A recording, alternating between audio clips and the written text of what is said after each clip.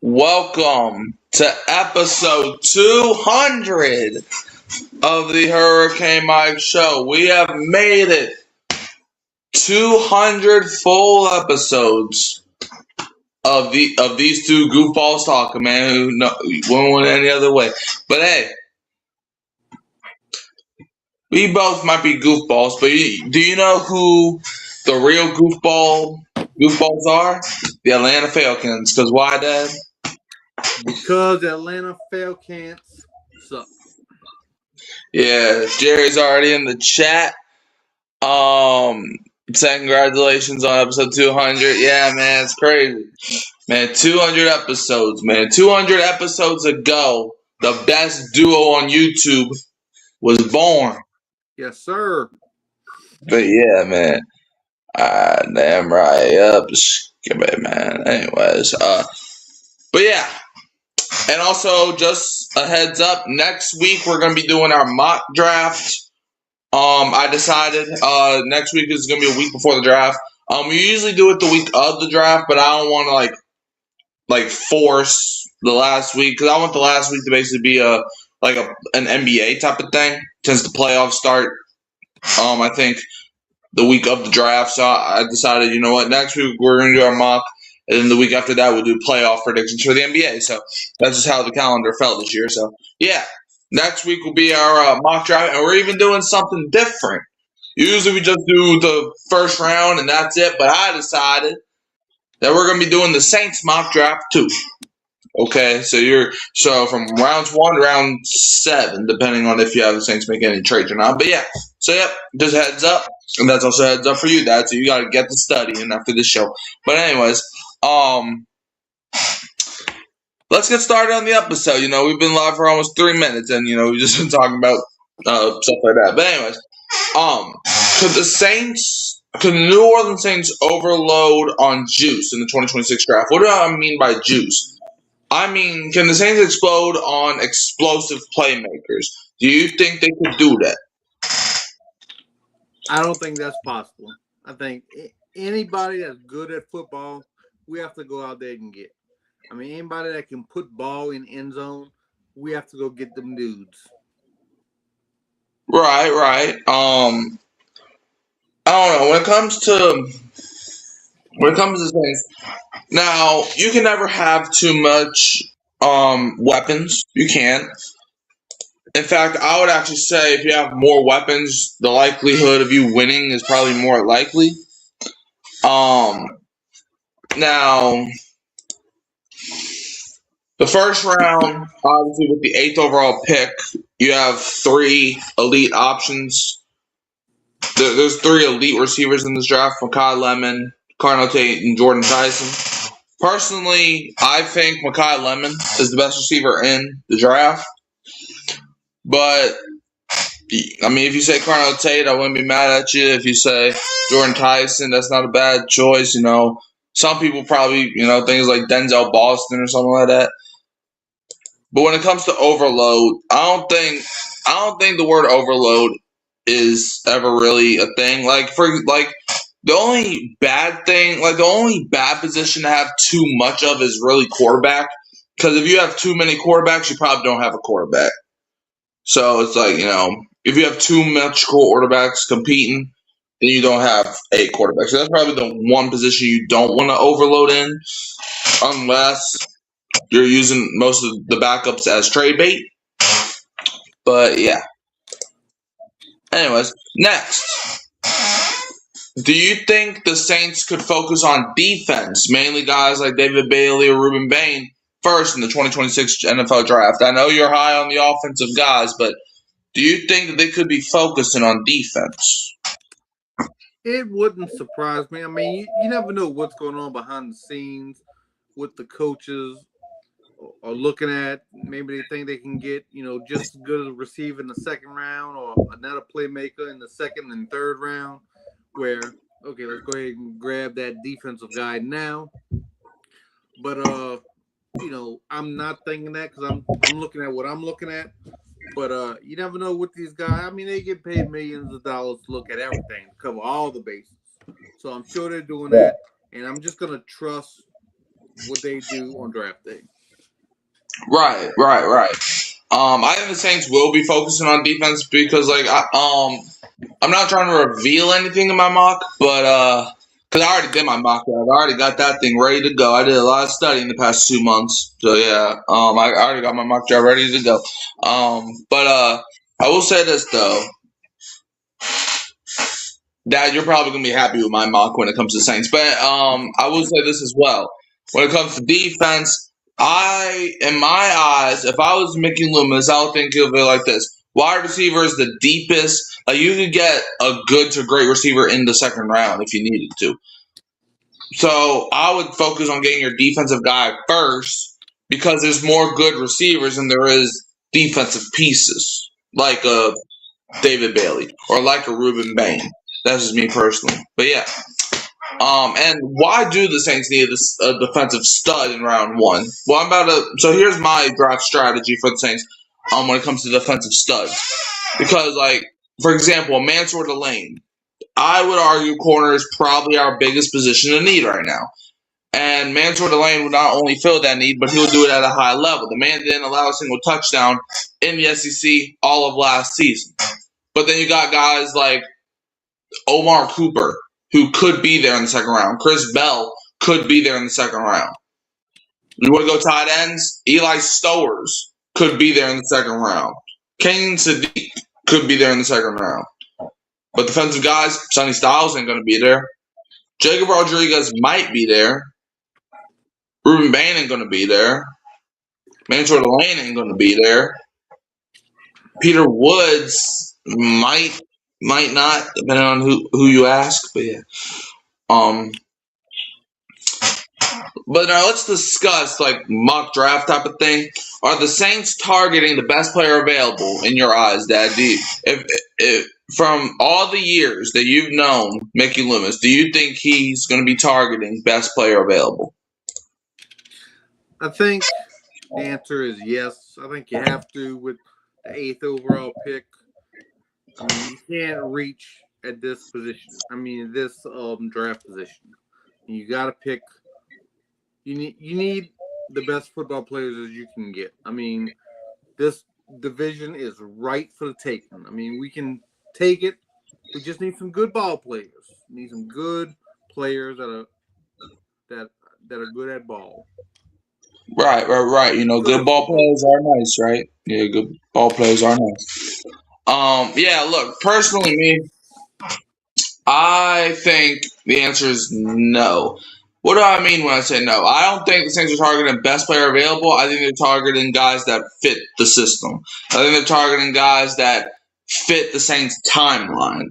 So, like, if there's a guy that we all think should go at number 8, they're probably thinking differently. They're probably going after guys that fit the Saints' timeline.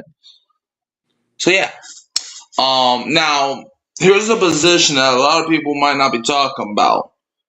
The Saints could be eyeing Ohio State kicker Jaden Fielding. This could be a special teams fix? Maybe not. Let's go over. So, like, the man, the myth, the legend right now is Charlie Smythe, Saints kicker from last season.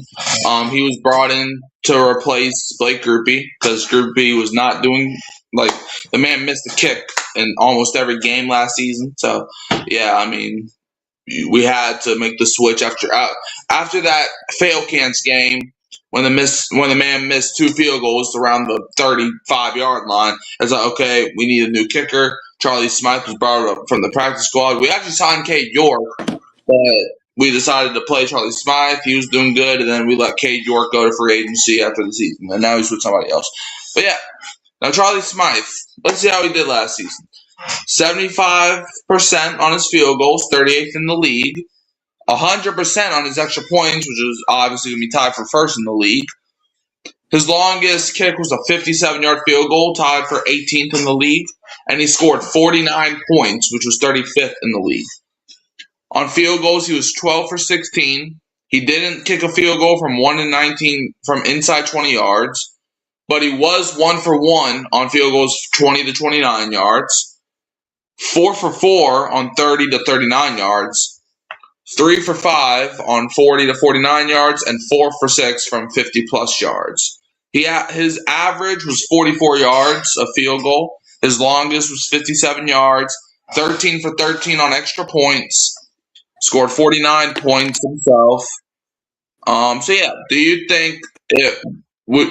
want the Saints to address the kicker position, and do you think it could be a special teams fix if we do draft or sign Jaden Fielding, because he might not get drafted since he's a kicker? Yeah, I think bringing another kicker into camp is probably a definite. But where is he going to come from? Is he going to be a late round draft pick or undrafted free agent? I'm going to lean toward the undrafted free agency.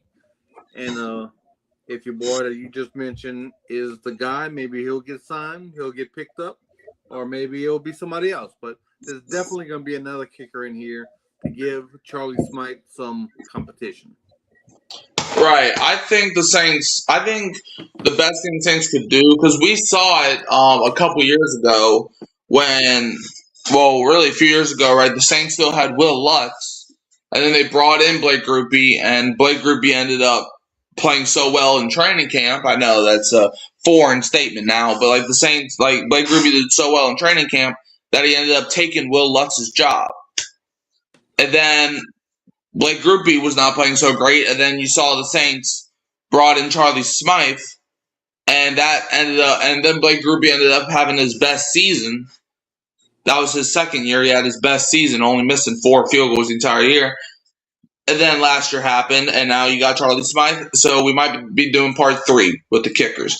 But yeah, I would love for the Saints to address the kicker position in or after the draft. I would mainly like it to be an undrafted guy, because you only got the Saints don't have a lot of draft picks, so spending one on a kicker that might not even play next season, I don't think is the right move. But I do, if Jaden Fielding specifically was a free agent, did not get drafted, sign him, because I think he could fix our special teams.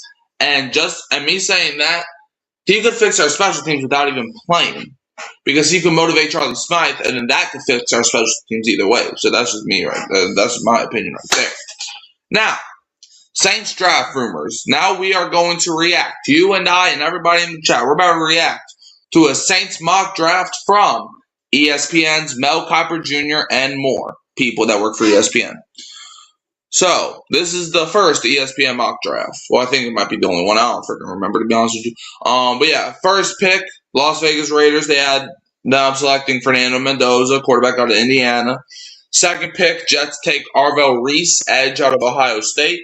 Third pick, they had the Cardinals going Francis Maguire, offensive tackle out of Miami. Fourth pick, Titans take David Bailey, edge from Texas Tech. Fifth pick, Giants take Jeremiah Love, running back from Notre Dame. Sixth pick, Browns take Mekhi Lemon, wide receiver from USC. And seventh pick, Commanders take Caleb Downs, safety from Ohio State. Now, Dad, who do you think they had going at the 8th overall pick? Now, just a reminder, Fernando Mendoza, Arvell Reese, Francis Maguire, David Bailey, Jeremiah Love, Mekhi Lemon, Caleb Downs are all off the board. Who do you think they had going at 8? Do they have Carnell Tate? He says Carnell Tate. With the 8th pick in the 2026 NFL Draft, Field Yates has the New Orleans Saints selecting Sonny Styles, linebacker out of Ohio State. Field Yates said this about Sonny Styles and Saints. Is linebacker a pressing need for the Saints? No, not after they brought back Caden Ellis. But I wouldn't let the exceptional Styles, who is number 5 on my board, his words, not mine, slide any further. If we look at Sonny Styles' scouting report, he's a former safety with great upside and traits and excellent athleticism. He has shown ability to blitz, massive growth as a tackler. And then in 2025, he played 14 games, had 62 tackles, 4.5 tackles for loss, 1 PBU, 2 sacks, 1 forced fumble, 15 pressures, which was 23.4% with 15 pressures. So, Dad, grade the pick of Sonny Styles in round 1 from A plus to an F minus. How would you grade it if the Saints did draft Sonny Styles on draft night? I'll give it A minus. I mean, Sonny Styles is a heck of a player. He's a beast. He'll definitely be, a Pro Bowl type player for many years in some defense, especially a Brandon Staley led defense, I do believe. So I wouldn't be too mad at that pick. I do want the offensive players, but I won't be mad with this particular defensive player. Yeah, drafting Sonny Styles. One thing I do like about him, he has great upside. I do think there is a lot to be desired with Sonny Styles. He did have one of the best combines of all time. Now, combine, I don't really look at that as much. But look, replacing Mario Davis. I understand you brought back Caden Ellis, but Caden Ellis is no DeMario. I think Sonny Styles could be your DeMario Davis replacement. So that alone, I'm giving this an A. I mean, I would extremely love to hear his name on draft night. Now, round 2, pick 42. Matt Miller had the Saints selecting Colton Hood, cornerback out of Tennessee. Matt Miller said this about Colton Hood. Hood's length and coverage IQ would solve the hole at cornerback caused by Alontae Taylor's departure in free agency. If we look at Colton Hood's scouting report, mostly outside cornerback, plays with confidence in man coverage. He is a physical and patient he has physical and patient play style with impressive closing speed. And then in 2025, he played in 12 games, had 50 tackles, 4.5 tackles for loss, 1 interception, 8 PBUs, 1 forced fumble, 1 fumble recovery. And when quarterbacks threw his way, they were 28 for 52, 53.8%, and he did commit 4 flags. Now, if you look at the Saints DB depth chart, the left cornerback, you got Kool-Aid McKinstry and Dales Beanham over there. At strong safety, you have Justin Reed, Jordan Howden, and Elliot Davison. At free safety, you have Jonas Sanker, Julian Blackman, and Terrell Burgess. At nickelback, we have 3 question marks because I still don't know. But some contenders to be your nickelback ain't great. It's Jaden Price and Beanie Bishop, and Beanie Bishop was suspended for the first 3 games. And then your right cornerback, you got Quincy Riley, Isaac Yiadom, and Rajon Wright. The Nola Chop Podcast is in the building. What's going on with you, my man? Now, if we look at round 3, pick 73 overall, Mel Kiper Jr. had the Saints selecting Chris Bell, wide receiver out of Louisville. Mel Kiper said this about the Saints and Chris Bell. Bell is coming off a torn ACL, but he could be a reliable target opposite Chris Olave once fully healthy. He is great in 50-50 situations, and with his physicality at 6'2" and 222 pounds, he can win over the middle. Now, if we look at the scouting report of Chris Bell, he is a possession wide receiver, reliable in contested catches, but he is coming off a late season ACL tear, so I would not expect him to be back for week 1. That's just me, though. I mean, yeah. He has great size and speed combo, and he uses the size to win contested catches. And then in 2025, he played in 11 games, getting 106 targets, 72 receptions, 917 yards, 12.7 yards a catch, and 6 touchdowns. So the ESPN mock draft recap. Round 1, pick 8 was Sonny Styles, linebacker out of Ohio State.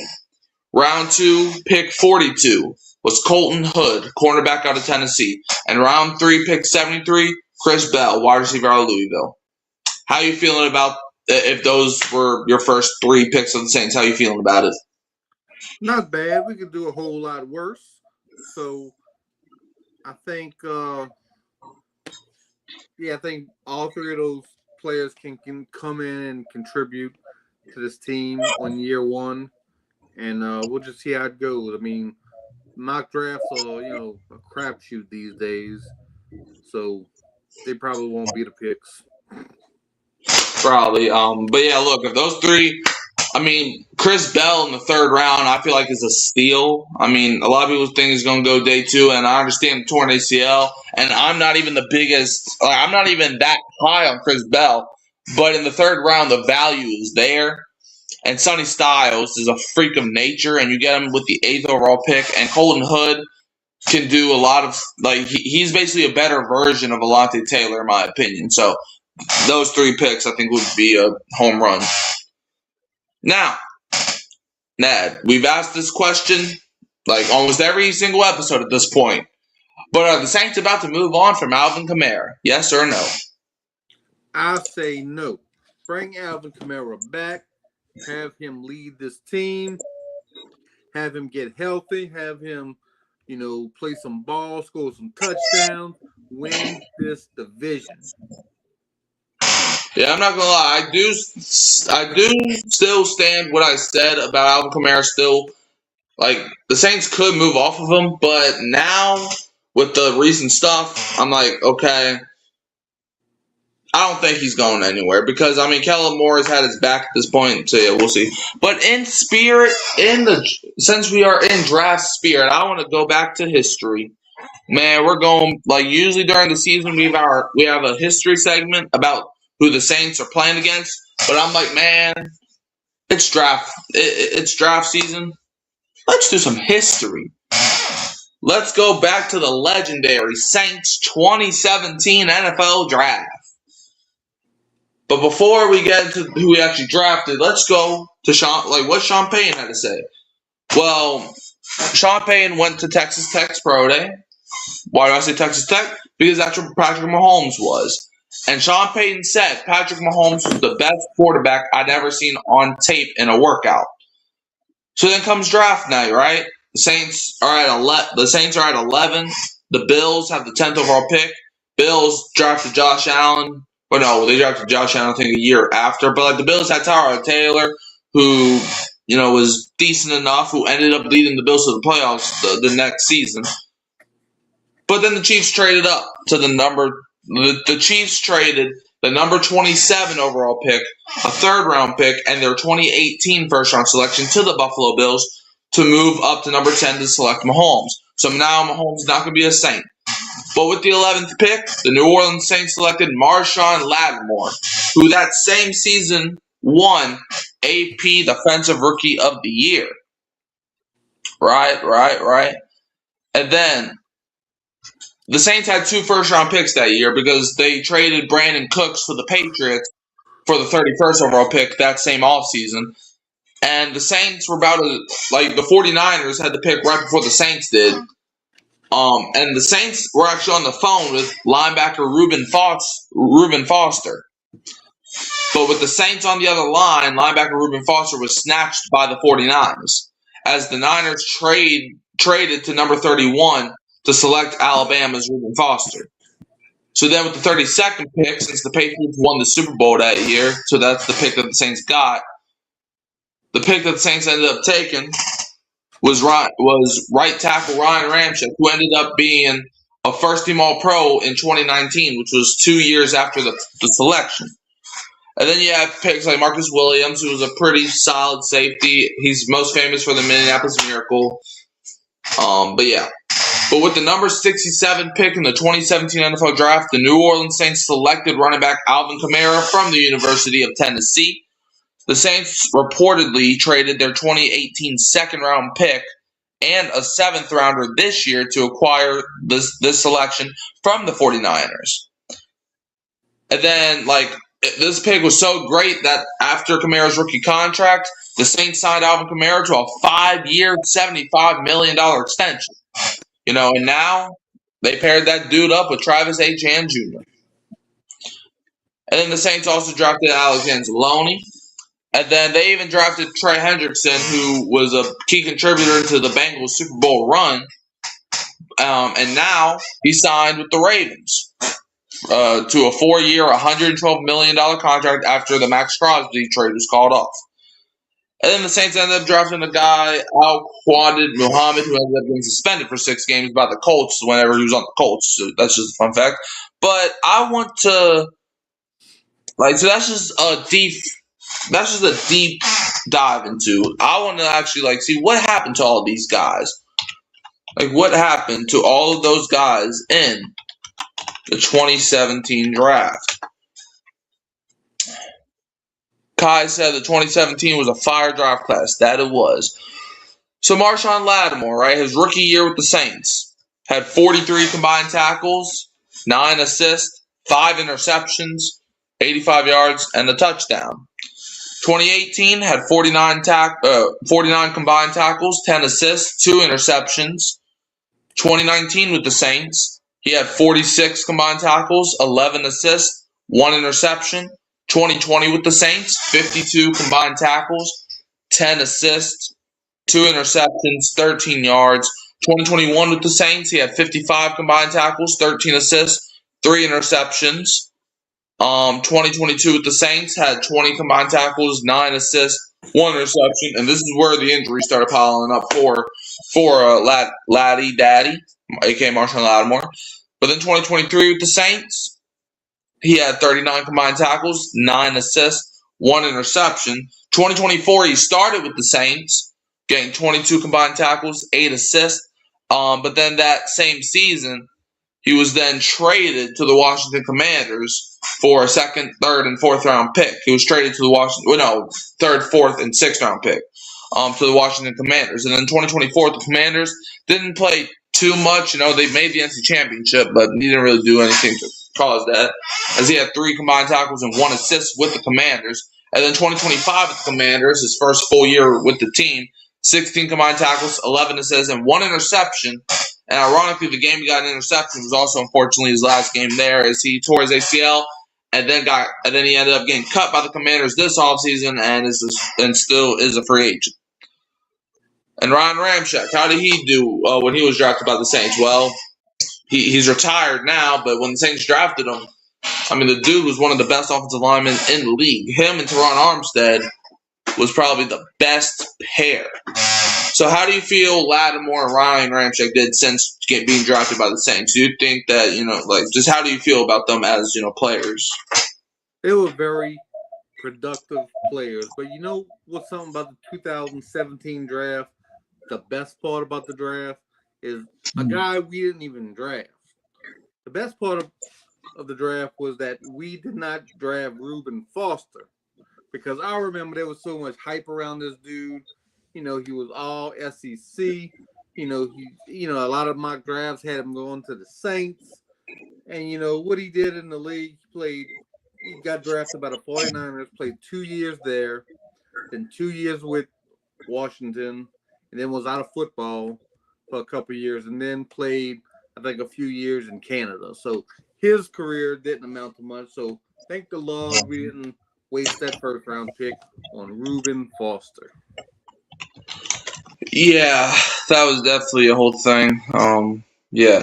And also some of the accolades Marshawn Lattimore had, we mentioned earlier, he won the Defensive Rookie of the Year in 2017, and he made 4 Pro Bowl selections in 2017, and then 2019, 2020, and 2021, back when Pro Bowls were somewhat of a decent feat. But yeah. Yeah, he was also 2nd team All-Pro in 2019. And yeah. And then, yeah, that's basically what he did. And now Marcus Williams, we got to what Ryan Ramczyk did. He was all right. Marcus Williams, right? He played with the Saints from 2017 to 2021. Then he was with the Ravens from 2022 to 2024. And I'm not going to lie, I totally forgot he played for the Chargers last season. But yeah, anyways, Marcus Williams in 2017 with the Saints, which was the year he ended up blowing it against Minnesota. But, he had 59 combined tackles, 14 assists, 4 interceptions. So Marshawn Lattimore and Marcus Williams combined for 9 interceptions their rookie year. That's crazy. But yeah, 2018 with the Saints, he had 50 combined tackles, 10 assists, 1 sack, and 2 interceptions. 2019 with the Saints, had 40 combined tackles, 15 assists, 4 interceptions. 2020 with the Saints had 39 combined tackles, 20 assists, 3 interceptions. 2021 with the Saints had 52 combined tackles, 22 assists, 2 interceptions. 2022 with the Ravens, he ended up signing with the Ravens. He had 44 combined tackles, 17 assists, 4 interceptions. 2023 with the Ravens had 35 combined tackles, 20 assists, and 1 interception. And then 2024 with the Ravens had 26 combined tackles and 7 assists. And then he ended up getting cut by them and then spent some of the 2025 season with the Chargers, where he only got 7 combined tackles and 3 assists. And I believe he is still a free agent, if I'm not mistaken.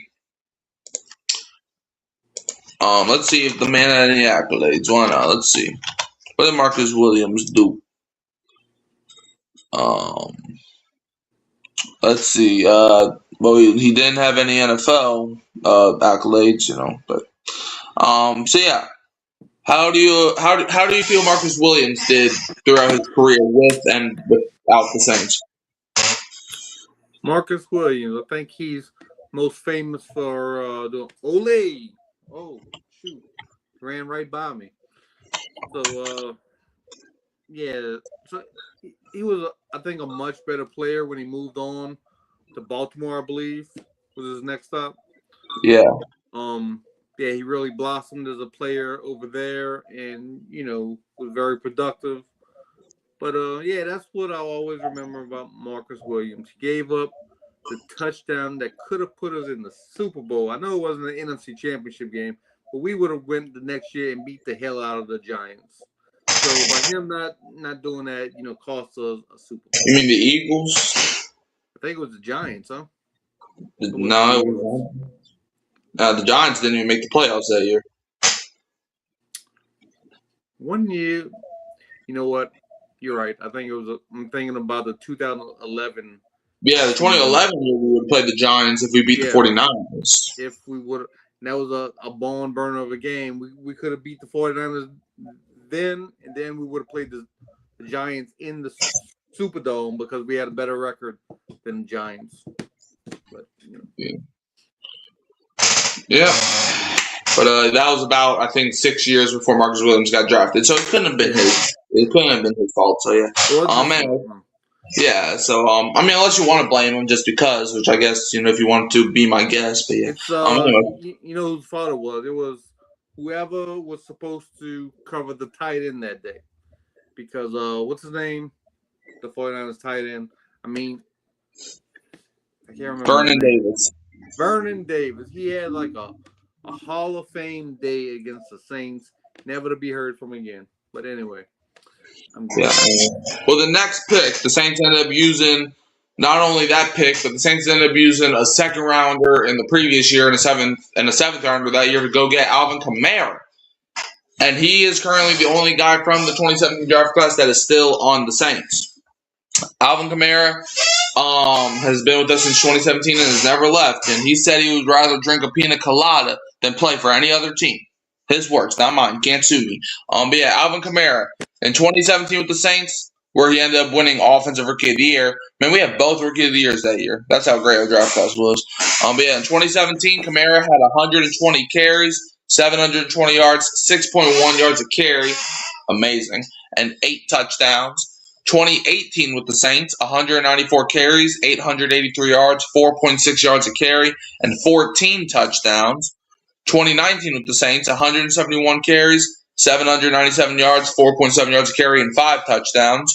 2020 with the Saints, he had 187 carries, 932 yards, 5 yards a carry, and 16 touchdowns. 2021 with the Saints, had 240 carries, 898 yards, 3.7 yards a carry, and 4 touchdowns. 2022 with the Saints, 223 carries, 897 yards, 4 yards a carry, and 2 touchdowns. 2023 with the Saints had 180 carries, 694 yards, 3.9 yards a carry, and 5 touchdowns. 2024 with the Saints had 228 carries, 950 yards, 4.2 yards a carry, and 6 touchdowns. And then 2025 with the Saints had 131 carries, 471 yards, 3.6 yards a carry, and 1 touchdown. Now, let's see if the man had any accolades, which I'm sure he did. Yep. Alvin Kamara had 5 consecutive Pro Bowl nods from 2017 to 2021 and won 2017 NFL Offensive Rookie of the Year. And he is a 2-time second-team All-Pro that he got in 2017 and 2020. And he holds the NFL record for single-game rushing touchdowns as he scored 6 touchdowns against the Vikings on Christmas Day back in 2020. I specifically remember that because I don't even know why, but I just liked counting the total touchdowns that each player scores. And I was like, 1, 2. And then when he got to 6, I was like, 6! And he could have had 7. Like, Kamara could have broke the record, but Sean Payton wanted to get Taysom Hill a freaking touchdown for whatever reason. But yeah. Alvin Kamara also has the Saints record for rushing and total touchdowns. So yeah, that's all of what Kamara's done. So yeah. So how do you feel about Alvin Kamara's career after being drafted? I feel he was a very productive player. He was actually one of the top 2 running backs for a few years, along with Christian McCaffrey. It was always who's number 1, who's number 2, and they always battled each other for the Russian lead or the total yardage lead, with the rushing and the catching.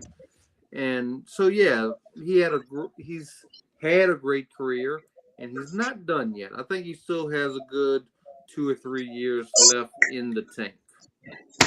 Yeah. The next selection the Saints made was Alex Anzalone. Now, Alex Anzalone played 4 years with the Saints, 2017 to 2020, and then spent the next 5 seasons with the Detroit Lions from 2021 to 2025. And this offseason we're in right now, he ended up signing a contract with the Tampa Bay Buccaneers. So now we got to see him twice a year. So that's nice. But yeah, Alex Anzalone, 2017 with the Saints, had 11 combined tackles, 5 assists, and 1 sack. 2018 with the Saints, 45 combined tackles, 14 assists, 2 sacks, and 1 interception. 2019 with the Saints had 7 combined tackles and 1 sack. 2020 with the Saints, 22 combined tackles, 19 assists. 2021 with the Lions, when he ended up signing with Detroit, he had 49 combined tackles, 29 assists, 1 sack, and 1 interception. 2022 with the Lions, he had 77 combined tackles, 48 assists, 1.5 sacks, and 1 interception. 2023 with the Lions, he had 85 combined tackles, 44 assists, and 3 sacks. 2024 with the Lions had 43 combined tackles, 20 assists, and 1 sack. And then 2025 with the Lions, he had 52 combined tackles, 43 assists, 2.5 sacks, 1 interception, and is now a member of the Tampa Bay Buccaneers. So how do you feel about Alex Anzalone's career with the Saints and Lions? Well, he's much like Marcus Williams. Like, he went to another team and then all of a sudden got better. I mean, but it wasn't just that. I mean, if you notice, his stats are a lot better in Detroit than it was in New Orleans. He was never healthy in New Orleans. He was always on injured reserve. And, even when he wasn't on injured reserve, he was always getting nicked up and being pulled out the game. But he goes to Detroit, all of a sudden, he becomes healthy. And he becomes, practically a Pro Bowl player. And so, yeah, just like Marcus Williams.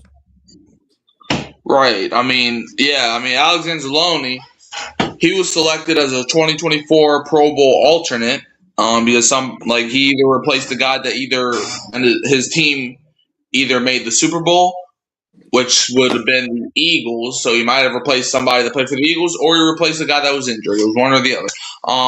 And he elite tackling because he recorded 100+ tackles in back-to-back seasons with the Lions in 22 and 23. And he set the longest streak in Lions history with 5+ tackles in 30 consecutive games. And he's one of only 4 Lions players to record multiple seasons with at least 125 tackles. Notice how I'm just talking about the Lions right now. He became the first Lions player to post 10+ tackles and 3+ tackles for a loss in a season opener that he did in 2024. So yeah. He had the 4th most passes defended among NFL linebackers from 2021 to 2023. Ironically, when he got to Detroit, and he ranked 5th among NFL linebackers with 21 total pressures in 2022. So yeah, and he was the Lions team captain. So yep, and that was all over the Lions, and he didn't really do much over here. So yeah. Next guy, Trey Hendrickson, who's probably the most famous guy. That is not with the Saints no more, because obviously, last year he had this whole, argument with the Bengals. I want to be paid this, I want to be paid that. But yeah, Trey Hendrickson spent his first 4 years with the Saints, 2017 to 2020, and then spent the next 5 years with the Bengals from 2021 to 2025. And this offseason, he ends up signing with the Baltimore Ravens. In 2017 with the Saints, he had 7 combined tackles, 6 assists, and 2 sacks. 2018 with the Saints, had 7 combined tackles, 1 assist. 2019 with the Saints, 11 combined tackles, 8 assists, 4.5 sacks. 2020 with the Saints, he had 22 combined tackles, 3 assists, and 13.5 sacks. 2021 with the Bengals, where he helped the Bengals reach the Super Bowl that year, he had 20 combined tackles, 14 assists, and 14 sacks. 2022 with the Bengals, 22 combined tackles, 10 assists, and 8 sacks. 2023 with the Bengals, he had 28 combined tackles, 15 assists, and 17.5 sacks. 2024 with the Bengals, 33 combined tackles, 13 assists, 17.5 sacks. And 2025 with the Bengals, 11 combined tackles, 5 assists, and 4 sacks. And he is now, and this year he signed with the Baltimore Ravens after they traded for Max Crosby, but then they decided, we're not going to do that no more. Anyways, now if we look at some of his accolades, he won the Deacon Jones Award in 2024, which is awarded for leading the NFL in sacks, as in 2024 he led the league in sacks with 17.5. He was first team All-Pro in 2024, 4-time Pro Bowler from 2021 to 2024, ironically right as he joined the Bengals. It's like, dang. Everybody plays for the Saints and they don't know what they're doing. They leave the Saints and they're the best players of all time. Like, dang. But yeah, he was also the Bengals MVP in 2023, as he was awarded by the local PFWA chapter. And he even won AFC Defensive Player of the Week in Week 3 of 2022. So, yeah. And it was a CUSA Defensive Player of the Year. Well, I don't even know what that that must have been college or something. But yeah, he led the league in sacks, like I said, in 2024. He recorded back-to-back 17.5 sack seasons in 2023 and 2024. And he was actually a 2024 Defensive Player of the Year finalist. And he's ranked top 5 in NFL sacks since 2021, which was his first year with the Bengals. But yeah, anyways. So yeah, how do you feel about Trey Hendrickson with the Saints and Bengals and now going to the Ravens? How do you feel about it? Well, it seems to be a pattern here.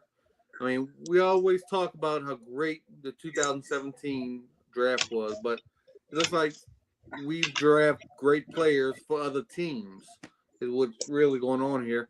I mean, not only did he just leave the Saints and go on to be a better player like the other guys did, but he went on to be like one of the best pass rushers in the NFL. I mean, he's probably top 3 other than Myles Garrett and Max Crosby.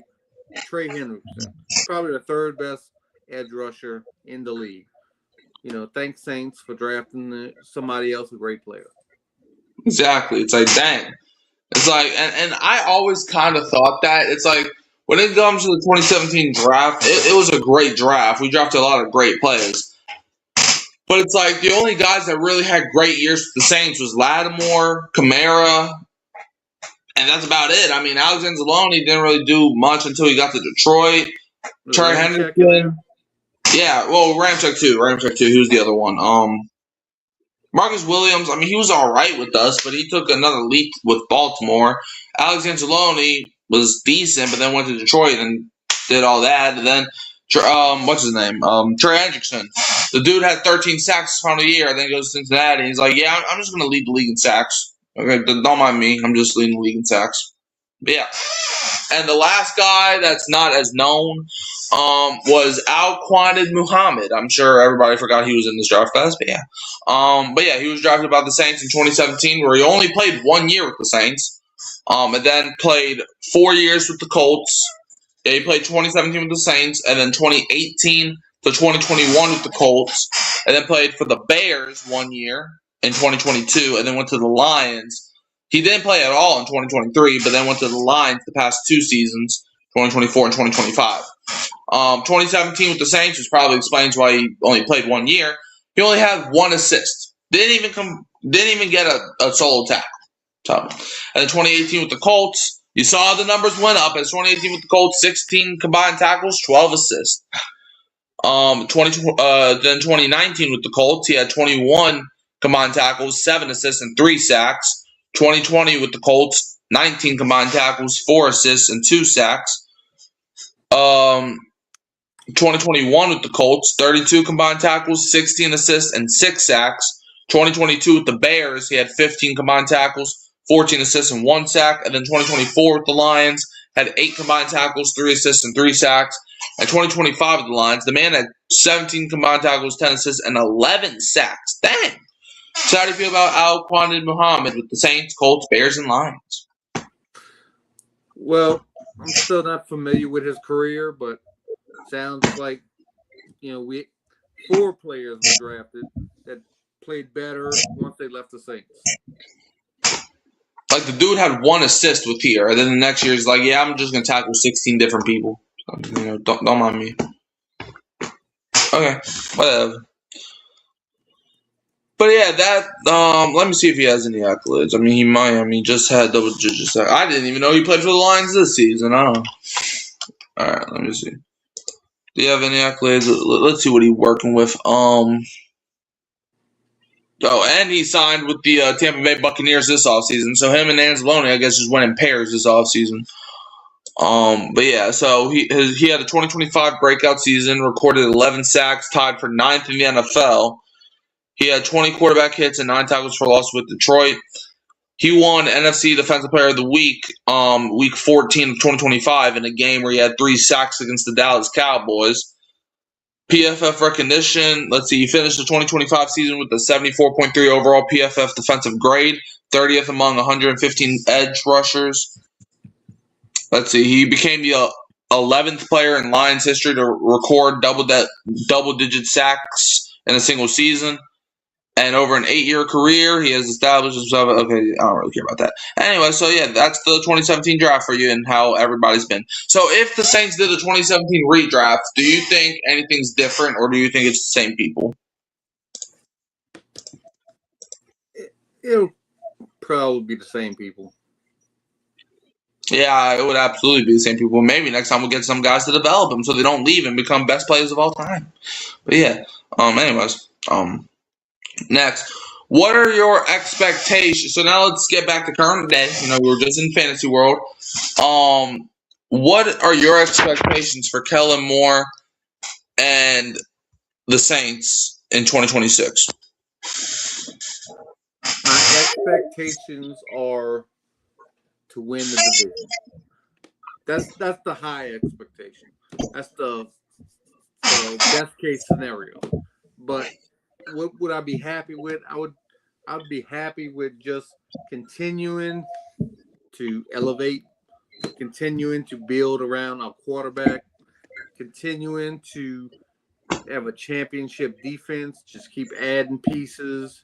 And if we can't get it this year for whatever reason, I mean, injuries always play a part. If we can't, next season is our year. If they just keep adding pieces, have another great offseason next year in a draft class, I mean, who knows how good we could be. Right. My expectations for Kellen Moore and the Saints in 2026, honestly, win the dang Super Bowl. That's my expectations. Because here's why. I'm always going to shoot for the highest thing. Because if you believe it, you can achieve it. So my expectations, win the dang Super Bowl every year. That's gonna be my expectation. Win the Super Bowl. And if you, I don't care if you win 100. I don't care if you score 100 points a game. the number one objective is to win the Super Bowl. Like all the fancy stuff is like a consolation prize. Win the Super Bowl, okay? Do that. Anyways, now let's get back to like draft coverage. Would any scenario warrant a trade down for the Saints in round 1? Absolutely. There's scenarios that you can trade down. I mean, it depends on what you get. I mean, a team like us that can use multiple offensive pieces and multiple defensive pieces. I mean, if you give us, trade down a little bit and we pick up some extra draft picks, nothing wrong with that. Right. I think I think any scenario, like if the Saints can get future draft picks and draft picks from this year to get a guy like to move down like 3-4 spots and still get a pretty good football player, I mean that would be excellent. Anyways, now for those that don't know, which might be a lot of you, I was on Saints Blitz with Izzy. Shout out to my man Izzy. I was on his channel. Like I've been on his channel a few times now.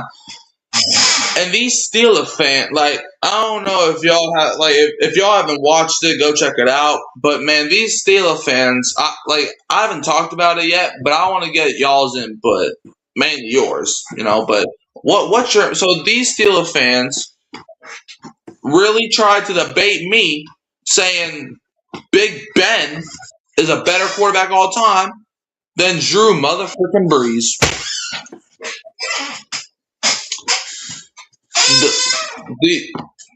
What do you have to say about that? I mean, I wonder, can these people see? I mean, do they have working eyes that they can actually watch a TV screen and see a guy throwing a football and then seeing another guy throw a football, and then you make the determination who's a better quarterback? I mean, can they do that? I don't know. Has Big Ben threw? How many times have Big Ben threw for 5,000 yards? Let's find out. Probably never. I'm gonna go ahead and say never, and I think Drew Brees have done it 5 times. Right. But it's like, hold on. Yeah, Jerry put the link to either his channel or the video. It's one or the other probably, but it's like that. Let's see. Big Ben, what has he been working with? Because, like, look, Big Ben is a good quarterback, but I've always called the man overrated. It's like, dude acts like he was, like, people act like he's the best people act like he's a top 10 quarterback, and he's just not. Like, I would even argue him, like, being, like, I don't even know if he's a top 15 quarterback all the time. Let's see. 2000, let's see. He has thrown 5,000 yards, a total of 0. No, never mind. He threw it, hold on. He threw for 5,000 yards one time. One time? In 2018. But it's like, what's one compared to how much did Drew Brees made that the norm? Like, if Drew Brees had a season where he didn't throw for 5,000 yards, you're like, is he okay? Well, like, is his arm, like, is there something wrong with his arm? Does his arm hurt? How did he throw for under 5,000? What, like, the man literally made, like, if the man threw for 4,090 and 999 yards or less, you thought that there was something wrong with his arm. I mean, Big Ben was a nice quarterback. He was good. But Drew Brees is in the conversation of the greatest of all time, the GOAT. I mean, whoever thinks he's not in that conversation, they just don't know what they're talking about. I mean, look at the numbers. Use your eyes when you're watching, him matriculate the ball down the field and run that Sean Payton offense. I mean, he's got to be in the conversation for the top 5 quarterbacks of all time. Yeah, like another thing with it, it's like with Drew Brees, the amount of times the man should have literally retired with 4 Super Bowl rings. Like, in 2011, if we would have stopped the 49ers on that last drive, we're not losing to the Giants. And we damn sure ain't losing to the Patriots. You can get that out your mind. Like, Brady would have had, 3 less rings if he played against Brees the times, in 2017. If if Marcus Williams makes one tackle, and that's another thing I noticed with the Saints. Whenever the Saints lost in the playoffs, they never got outplayed. They only got outplayed, in my opinion, like one or two times in the playoffs. The NFC Championship game against Chicago, back when Drew Brees first got here, and even I can't even say the Tampa. Oh no, the Vikings game. I think the second Vikings game, they got outplayed for most of the game. But it's like, other than that, the Saints don't ever get outplayed like that. But the Steelers, I mean, y'all got outplayed by freaking Blake Bortles. Blake Bortles. Like, Big Ben got outplayed by Blake. Like, the dude was about to be out the league, and he got outplayed by Blake. Where and is also, Blake these days? I don't know what is it. Didn't Blake come to the Saints for like a year? I think so.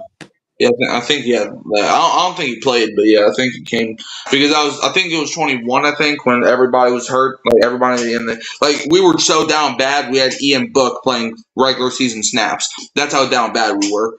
But it's like back on the Super Bowls, man. Breeze should have had 4 of them things. He obviously got the one in 2009. He should have got the one in 2011. Because we were not losing to the Giants, and we were probably okay, maybe the Patriots could have beat us, but we were a better team than them, in my opinion. I think we were probably the best team in the league that year. And then 2017 should have been his 3rd. The Minneapolis Miracle should have not happened. And if Marcus Williams makes the tackle, Drew Brees is not getting outplayed by freaking Nick Foles. And then the Patriots game is basically a toss-up. Like, the Patriots did beat us earlier that same season, so I don't know. But that was a 3rd possible ring. And 2018, the no call, we were damn sure not losing to the Patriots that year. We're talking about the 13-3. No. No. The score of the Super Bowl was literally the Saints' final record. So, no. But anyways, Dad, do you have anything else? Nope, we're good. All right. Shout out to Jerry and Kai, the greatest of all greats, for popping to the chat. Dad, where can they find you? You can find me on Mic'd Up Sports YouTube page and on Hurricane Mike Show every week. You can also find me at Hurricane Mike Kyle Phelps, Keeping It Who That Sports Podcast, and now Saints Blitz with my boy Izzy. I will say this though, don't forget, next week is our mock draft episode, so just come check us out, cause and y'all, and this is what I need y'all to do. Y'all need to decide: are we better than Stephen A. Smith, Nick Wright, Mel Kiper, Daniel Jeremiah? Do you think we could take their jobs? You got to come next week and find out. Anyways, yeah, we'll just leave you as always with a who dat, and don't be a what? Don't be a Falcons fan. They have no money because they gave it all to Kirk Cousins. Yep, and no 1st round pick.